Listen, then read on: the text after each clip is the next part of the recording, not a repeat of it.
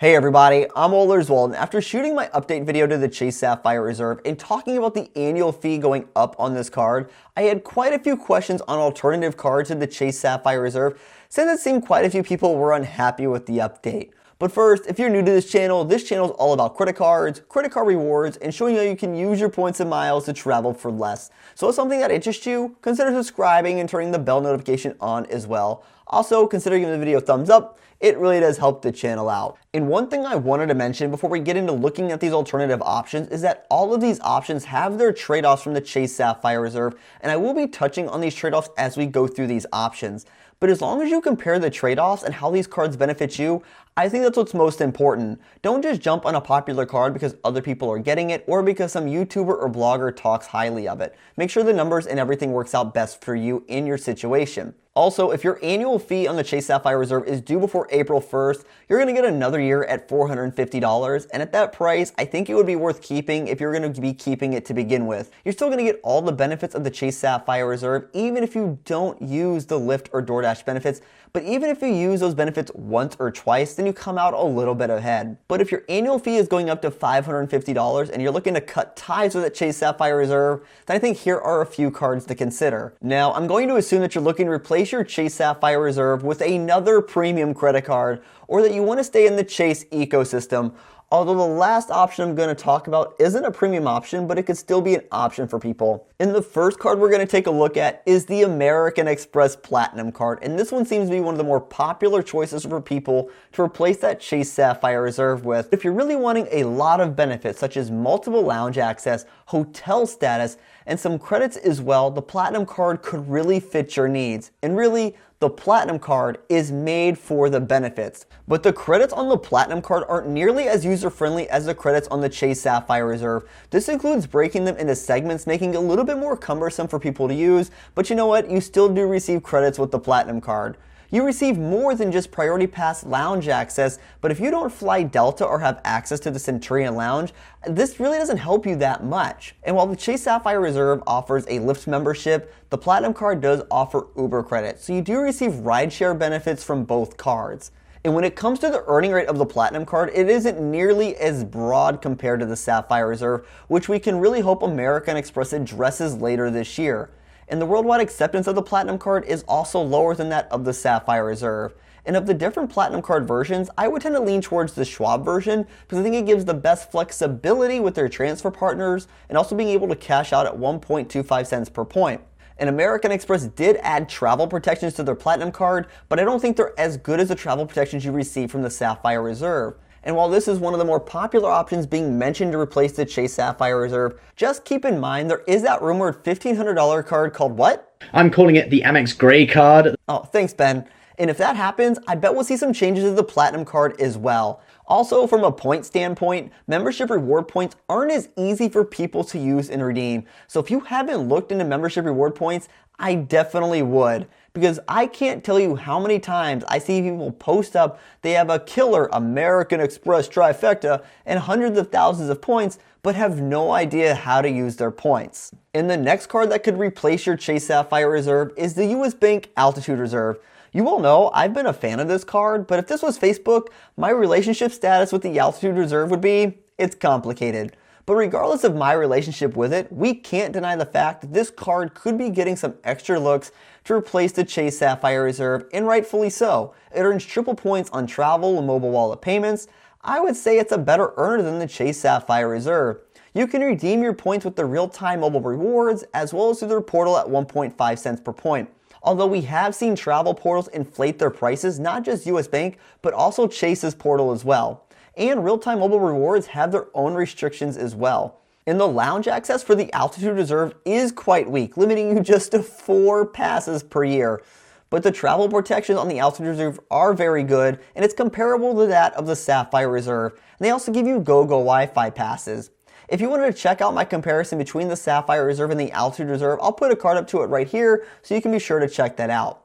And while the Sapphire Reserve's annual fee is $550, the Altitude Reserve is only $400. And the travel credit on the Altitude Reserve is $325, which is just as easy to use as the $300 travel credit on the Sapphire Reserve. So if you travel, which I'm expecting you do if you're looking at these cards, then it immediately would bring your effective annual fee on the Altitude Reserve down to $75 compared to that of $250 to the Chase Sapphire Reserve. And for that price difference, some of you might be willing to sacrifice some of the Chase Sapphire Reserve benefits. And the next card to look at is the Ritz-Carlton card. This card is no longer open to new applicants, but you can currently product change a Chase Marriott card to the Ritz-Carlton card. You do need to have your Chase Marriott card open for a year before you can upgrade to the Ritz-Carlton card. Now, this isn't a card I would put a lot of spending on, since the Ritz-Carlton card earns Marriott points and not Ultimate Reward points. But the benefits of this card could make this an option if you're more concerned about replacing the Sapphire Reserve's benefits and saving money on that annual fee. And the Ritz-Carlton card has the same travel protections as the Chase Sapphire Reserve, which are some of the best on the market. So it would be worth putting your travel expenses on the Ritz-Carlton card for that reason.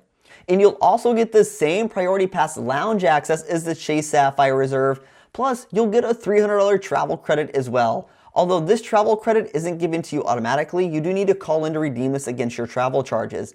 But the one big benefit that this card has that the Chase Sapphire Reserve doesn't is the $100 Visa Infinite Airline discount. And the annual fee on the Ritz-Carlton card is $450. Now, you do have to wonder, if people start flocking to this card, will Chase stop allowing people to product change to it? So if I had an old Marriott card kicking around in my sock drawer and I was okay with not earning Ultimate Reward points for my travel expenses, this would be a great option from a benefits perspective. And the next card to look at would be the Citi Prestige. And I was actually hesitant to put this card on the list for one big reason, which I'll get to in a second. But the Citi Prestige has better multipliers like 5x on dining and airfare. It offers Priority Pass lounge access, has a $250 travel credit, 4th night free on hotels booked through the Citi travel portal, cell phone protection, and comes in at a slightly lower annual fee at $495. Although the effective annual fee on this Prestige card is basically the same as that of the Chase Sapphire Reserve.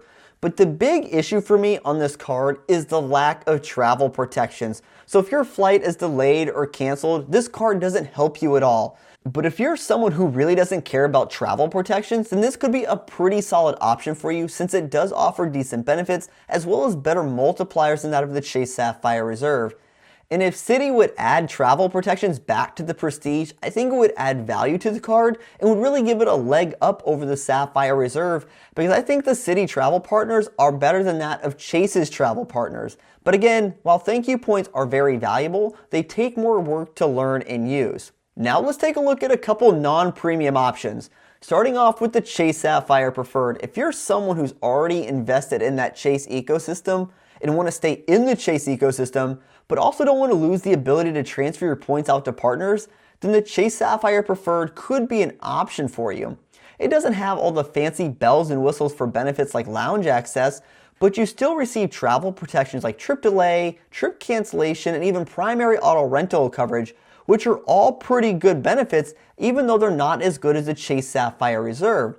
You are also going to get that DoorDash membership, which is the exact same as the Sapphire Reserve, and you'll earn 5x on Lyft rides as well. You're still going to get access to all of Chase transfer partners at a 1-to-1 ratio, and you'll even get a 1.25 cent per point redemption value when you were to book through their travel portal. And currently the annual fee on the Sapphire Preferred is only $95, but my gut says we're going to see this go up. So while you sacrifice benefits, this saves you quite a bit of money and keeps you in the Chase ecosystem.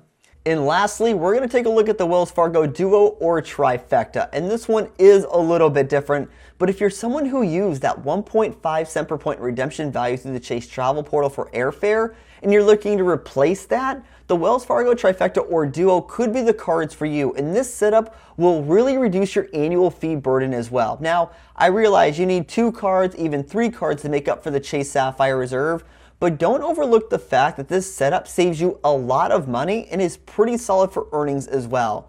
And sure, these cards lack those premium card benefits, and even the travel protections aren't as good as the Sapphire Reserve, but the earning rates of this setup are better than that of the Chase Sapphire Reserve. And best of all, it has no annual fee and they even offer cell phone protection. And if you want more information on the Wells Fargo trifecta, be sure to check out this video right here. And if you're someone looking at the Wells Fargo Duo, that would consist of the Wells Fargo Propel card and the Wells Fargo Visa Signature card. Now, this is not a flashy or premium setup, but maybe you're getting tired of all these annual fees going up and looking just to bow out of that race. And you just want a setup that offers value without the cost. And if that's the case, this could be an option for you. Now, I'm not a fan of the Sapphire Reserve updates, and I know many of you aren't as well. I know that the increased cost of the Sapphire Reserve makes it less valuable to people, and it also makes it expendable. But I think it's important to know the options that you have and the trade-offs you'll be making by switching to another premium credit card. And at the end of the day, it comes down to cost and value. As long as you're receiving positive value, then any of the premium cards here could be worth it. So tell me, which card are you leaning towards replacing your Chase Sapphire Reserve, or are you planning on keeping your Chase Sapphire Reserve to begin with? Hey everyone, thanks for tuning in this video. If you want to help support the channel, a simple way would be links on the website or in the description below. And until next time, safe travels and take care.